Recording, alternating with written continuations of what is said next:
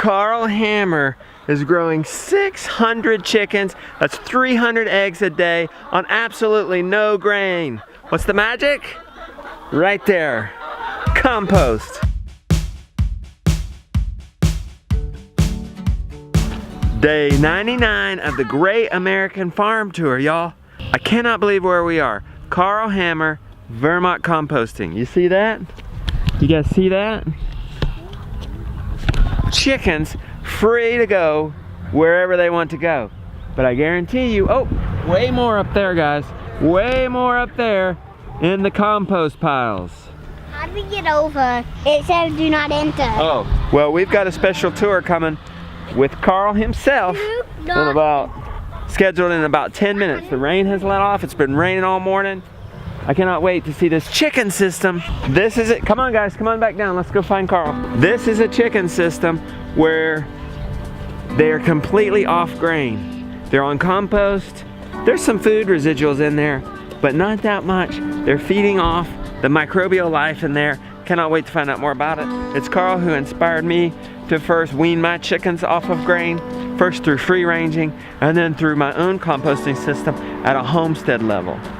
So, can you tell? I'm excited.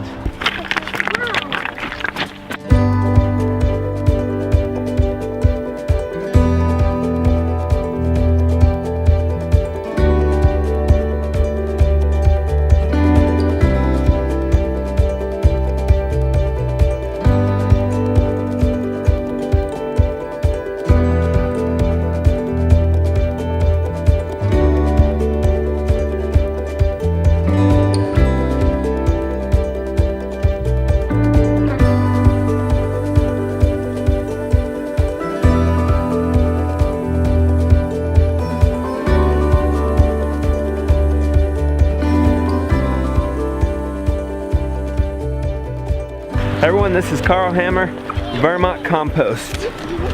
You can get down. 50. Yeah. So how many chickens you got here, Karl? Well, we started the last census, I think, was about 600. 600. 600. We have had as many as 1,200. What? What happened? Did you downgrade?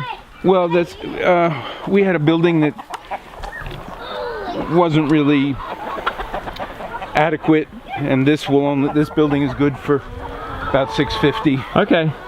And we're planning to move the birds. Okay. So this is where they lay. Nice. And roost. So if you have 600 birds, how many eggs are you getting a day? Well, it varies. Our average layout right now is probably about 50%. Okay. So we're getting something like 300 a day. Where's your feeders? Maybe not quite. There's our feeder. We don't feed any grain. We do feed red on hay. We're sneaking around looking for some feeders here somewhere. Yeah, no but feeders. There's none, huh? No feeders. 300 eggs a day on 600 birds, no feeders. You gave them some water. Yeah, we give them. You gave them some water, and is that some minerals in that? Well, that's kelp and oyster shell. That's yes. kelp and oyster shell. Yeah, and I'm not sure we're getting quite 300 right now because we're down a little from the peak. Good. Okay. And again, you know, this is the age of the flock matters. Younger, you know, first time we often have birds that will go through 3 or 4 or even more molts. Okay. Okay. So our birds live for a number of years typically. Oh. So we're not trying to squeeze every egg out. You know, a hen is born with every egg she'll ever lay. Oh. And then she has to do this enormous task every day of taking a tiny microscopic egg and turning it into an egg. Do you ever harvest the birds themselves? We do. We don't. I mean, when they stop laying, we sometimes. So we're not especially vigilant about that. Okay. We figure if she's eating and pooping and imparting knowledge. Yeah. We're very into the culture part of this because bird sociology is very important to the management. You know, that they know what's prudent and what's not. And we've produced eggs for sale on this farm every day of every year since '98. Nice. Without buying grain. So tell us more about how in the world you don't buy grain. Well, so this feeding mix is a combination of cow manure, horse manure, our own donkey and mule manure, and food residuals from area schools, supermarkets, co-op, restaurants. So I think in 2016 we accepted for management about 1,200 wet tons of community food scraps. And all of that got blended. We can go up where the blending happens. How much of the compost pile is actual food residual? Well, a starting ratio is never more than about 20%. So what do you think they're eating in there? Well, I think they're eating all kinds of things because they're eating all of the componentry is in transition as soon as it gets blended. So they're eating protein and carbohydrates from the food itself. They're eating bacterial and fungal components. They're eating bugs and grubs. They do a lot of other foraging. So those rocks end up rolling down because that's a chicken managed worm farm over there. Ah. Okay. If you look at see this sculpture? Yes. That's all chicken sculpture. Okay. Okay. And these piles, they get worked a lot with loaders, but you can see the chickens. Like this is a pile of wood chips, granite, and basalt that we use for winter traction. So this is our winter traction mix, which is 80% wood chips, which keeps it from freezing. Ah. Okay, which you don't have the kind of challenges that we do with winter. Not that much, no. But in the winter here, this gets very slippery, and we need to be able to get trucks up this steep hill. So, You feed them grain in the winter? no, Not even in the winter. no, but the piles have to be hot. You got to keep the piles going. So we have these two feeding piles. They get fresh material put on them every morning, Oh. and then at some point we harvest that and windrow it up here.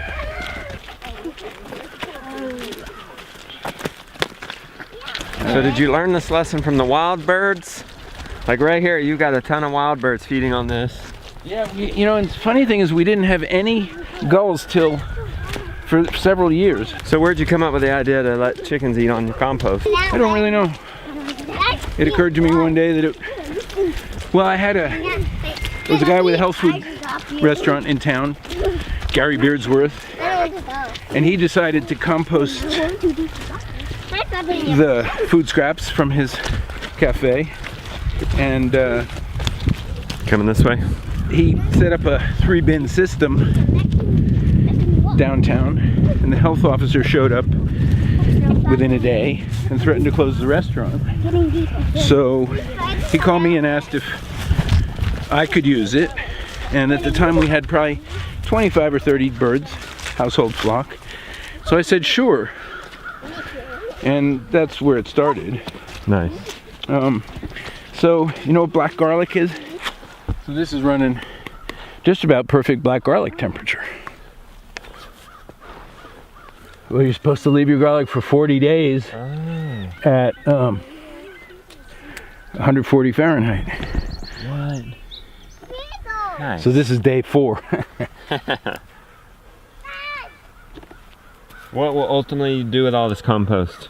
We will sell it and make potting soil out of it. It's a lot of what we do. Where do you sell? We sell probably 35 or 40% of our production is right here in Vermont, and about 65% goes out of state now. We've got the perfect black garlic temperature going here.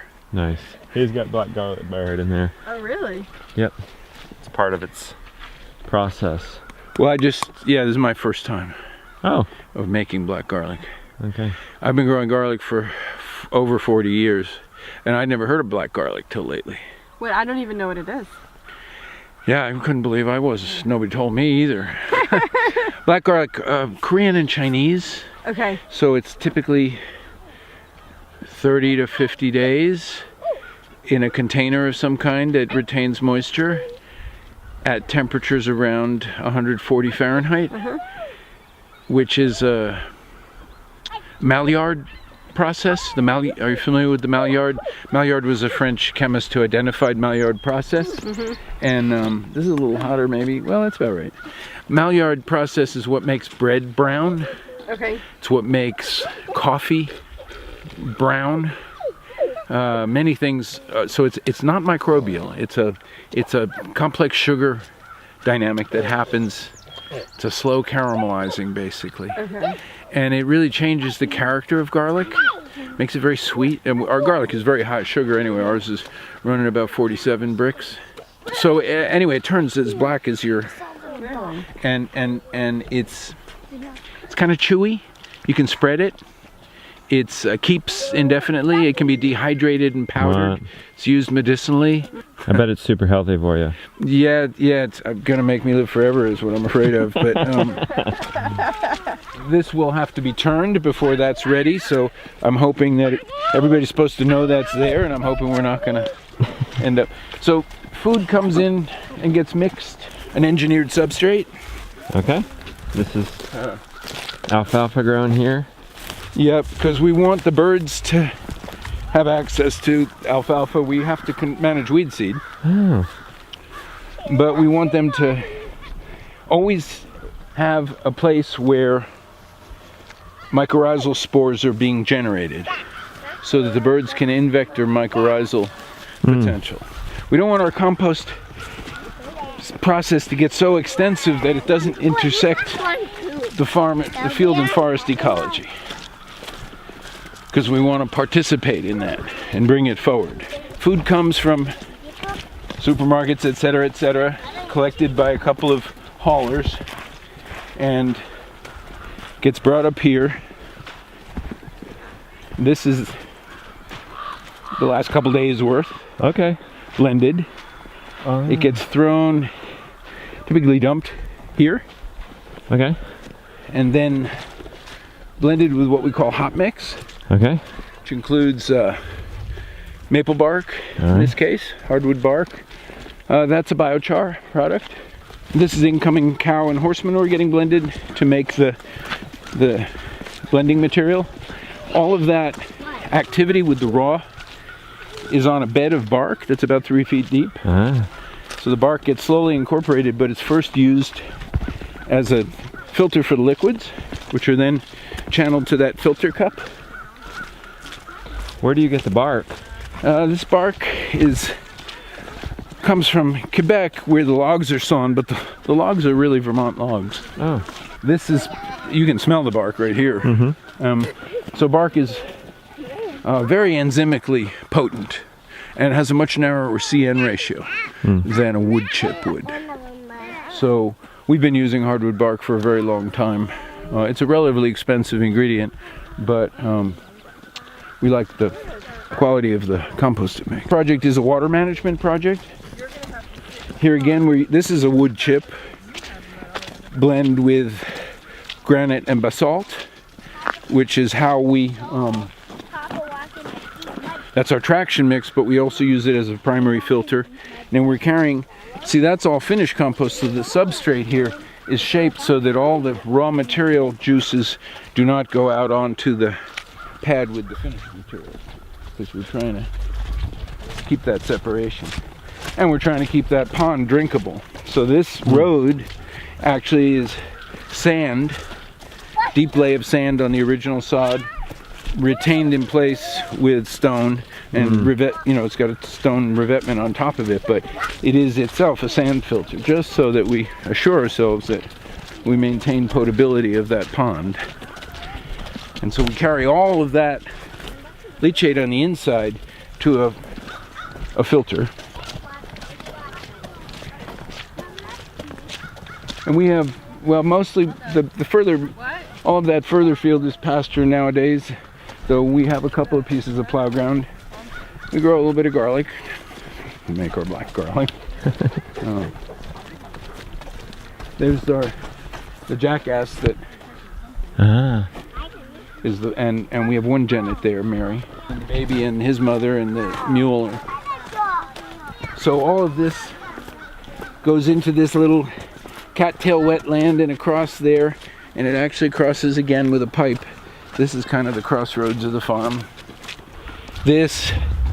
So we take this material out here into this wandering filter, which is under construction at the moment.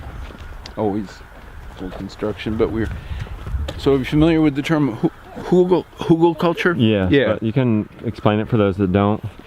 So when at a certain point it became clear in certain parts of Northern Europe, in Germany and Austria and places like that, that there were these terraces that had tremendous productivity over hundreds of years. They were enormously productive, and archaeologists determined at a certain point that they were constructed of forest debris, wood.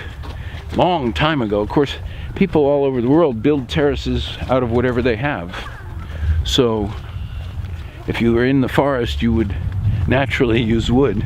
So we have access to various kinds of wood, and so we use it in conjunction with compost and wood chips and other materials to literally build the filters, because there's a lot of value in the leachate from the process. Hello folks. Look, guys. So this is Mary, and she's been bred. Right, Hey, Mary. And Mary's doing some harness work. Bigger than I imagined. Yeah, these are mammoth American jackstock. These are huge. Look at them compared to the kids there. Yeah. It's Mary. Say hey to Mary. Hi, Mary. So what's the role of the donkey here, Carl? Well, we work them. Okay. And we, so here's our jack, Cody, and he's actually got a fancy pedigree that goes back to some very important jackstock. He's shedding right now, but Yeah, hang on. that fence is hot. on. That fence is hot, isn't it? He knows. Yeah, he does. So what's the job that they do? You use it for work. Are you hauling? Are you plowing? Or what are you doing? Well, we deliver eggs right now. Let's see. Oh, Let me see okay. if I can come up readily with a picture here. You have a picture on your phone? He doesn't approve of phones, actually. He doesn't. You're not picked up on phones yet? You put your phone up. He's apt to take it if you. He doesn't like his face presented with phones. He doesn't. Let's see. Help You me. want to be held up here? I You'll try, Lily? Oh, there you go. will. There you go. Sweet. So there we are last week. This is, well, you haven't met either of them. This is an old mule named Katie, and Ruby, who's the mother of our baby. Yeah. So, Nice. and yeah, we were just coming back from delivering at the co-op. And that made the news. Yeah, it did. We're on the front page of the newspaper. Okay. But a lot of this is about about endangered livestock breeding. Yeah. Mammoth American jackstock was very important to the development of this country.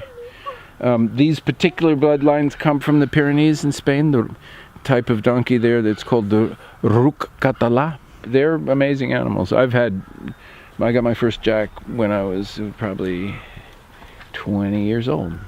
Wow. So I've had. What was their role in American history then? Somewhere in his pedigree, he goes back to a gift of this King Carlos III to George Wow. Washington. The name of that jack was Royal Gift. And the King of Spain was the first European power to recognize the new republic, because it was a stick in England's eye, and because the King of Spain knew that in order to do plantation agriculture, the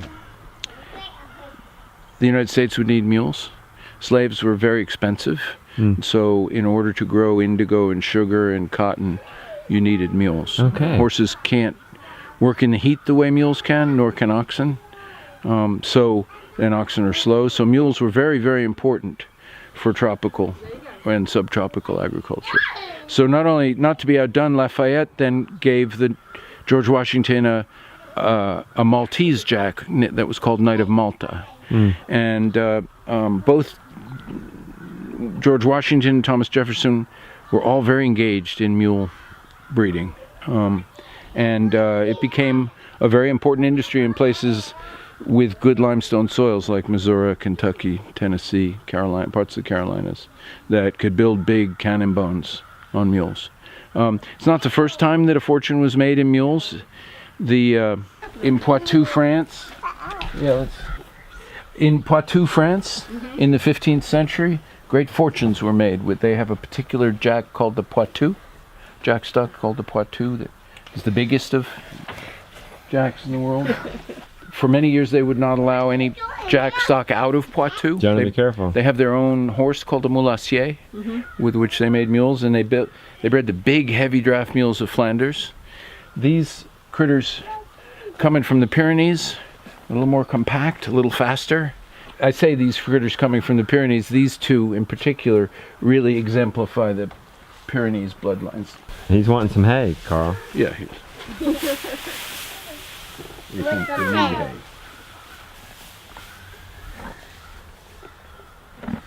Yeah. In '98, gathering food waste around town with a pair of big mules. And we've had big mules here mostly. We're down to one big mule. The mule's aged. Got old and died. But now that we have these mammoth donkeys and we're committed to breeding them, we want to make them work as well. Okay. And do without. So we still have one mule, and she's kind of our trainer. She's 24 years old. Okay. She's very traffic safe. We have one Janet that we're working her with. That's also a very prudent person. She's doing a great job, and we have a foal by her, and she's bred back. And we're probably going to buy another couple Janets by and by here. But our goal is to ultimately have a team of 4 to pull the freight that we're trying to pull. We have a young teamster who's very gung-ho. Kaylee is her name. Yeah, she's here, well, pretty much 5 days a week, putting harness on and doing some training. We have a young animal we're training. We really think of them as plausible power for the future. So in each case here, the water flow for the last 15,000 years has been straight down into the Blanchard Brook and onto the Winooski River and Lake Champlain, but we've turned everything. Okay. So, and we have, again, there's an active pad, so that berm separates the potable water from the processed water. Okay. So in every case, and that's actually I dug that hole in '96 when I bought the place to water my critters. It was the first place I could hold water because there's a kind of big lay of underground river cobble, big rocks here, and there I found soil I could keep water. So, and we've kept that ever since, both to mark the original grade where the water was, and to so we can feed our heron frogs, and so we can count legs on frogs to see whether our activities or anything, and we have very healthy, prolific, two-legged frog. Is a constructed terrace. Again, like by the time you get to these pear trees, there may be 15 feet of fill from original grade because this was a steep gully. And there we turn it again. This is the top of the watershed. All of this water gets directed, so every drop of water on the farm has a destination that's been designed for it. Okay. And enforced upon it. Because we really don't want to be releasing nutrients from the farm. We want to. It's our responsibility, and it's also what we have to sell. Yeah. So I'm going to keep it all here. Why do you cover the chickens' compost there? Oh, well, we had that frame. They like it in midwinter. It's good for them. Okay. When we shortened that building, we decided to throw another cover on. The birds like it. It's right by the house there. When it's really snowing or raining, that little bit of shelter gives them a little thermal benefit. It just keeps them drier. How often do you change out what they're on right now? They get new every day, and it gets taken out every 10 or 12 days. So if somebody were to do this on the homestead level, could they? Yes, you certainly could. That's all where we make blended media. That space. Compost pile has to be 3 cubic yards or meters big to heat up. Is that right? Is that what you found? It's the minimum size. I don't know. Well, frequently people say a yard, but a yard is small. Okay. So let's say 3 yards is a size where you can start to get, and again, where you are matters. In Vermont, in the winter, we really need a fair amount of thermal bump for the birds. Okay. To be comfortable, you know, because if the pile's really hot, they get to, Okay. it moves them south. Yeah. So if a homesteader was going to make one of those piles, how many birds could they feed on one of those piles? Well, our rule of thumb has been, and I wouldn't take this to any bank, that we need a minimum of about 2 pounds of average mixed food waste or food scraps per bird per day. Okay. Other people have felt they needed more, and you know, obviously it's very different. A pound of lettuce or a pound of salami have very different energy arithmetic, so they're not going to live on lettuce. No.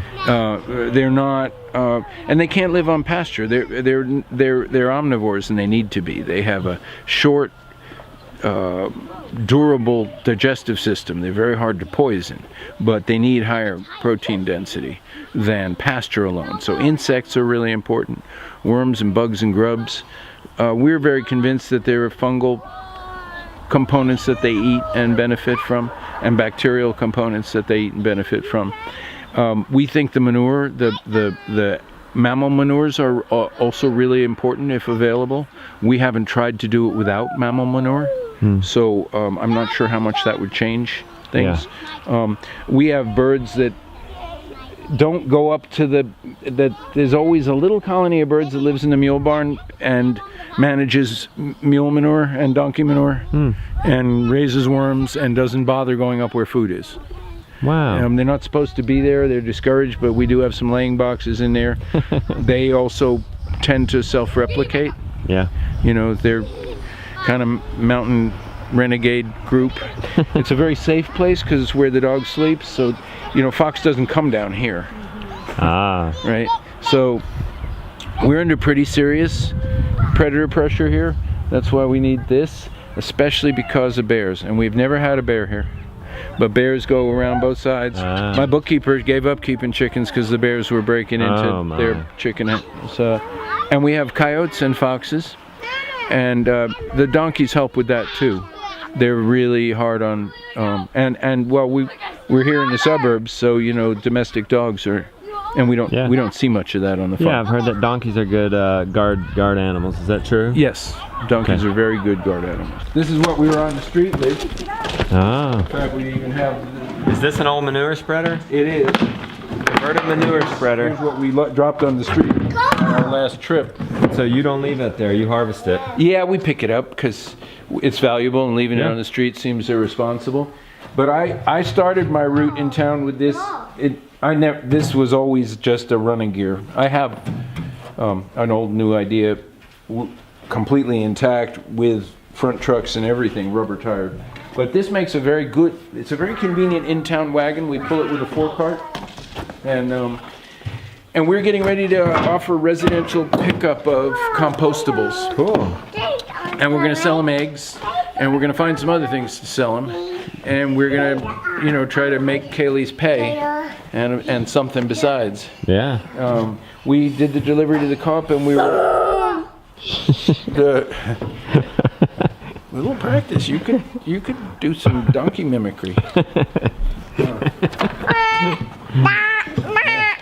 But so we're working on it, but we're kind of committed to the idea of having it be profitable. Yeah, I love it. Because the safest place for an endangered species is being profitable.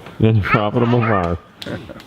Good for you. So, well, right now in India, if Vandana Shiva's numbers are to be believed, animal power provides $2 billion worth of avoided fuel burn. Wow. And 6.6 million metric tons of carbon not excrete. So, you know, because remember, you feed them on grass. Yeah. And you get the value of the manure. And so for small farming, the economics is compelling. It really is. So we're trying to retain that capability here in terms of skills, and we're very much a mixed power farm, but we're really trying to use these animals where they make sense, and in such a way that it. And you know, to give you an idea, Teamster here is making pretty serious wage. You know, everybody here is making more than $15 basically. Good. And my Teamster is actually getting paid more than that. She's a little bit of a prodigy and 19 years old. Nice. Yeah, but very, very, very good at. You know, she's really a critter whisperer. So I'm optimistic that we're actually, well, we're on the street. We have a route. We've been delivering eggs, and we're going to start picking up some other business, whatever it may be. We have the advantage that we're less than 2 miles from the co-op. Nice. So this is actually on Main Street in the capital city. Well, thank you, Karl. Yeah, thank you. This has been awesome to see this, and we appreciate what you're doing.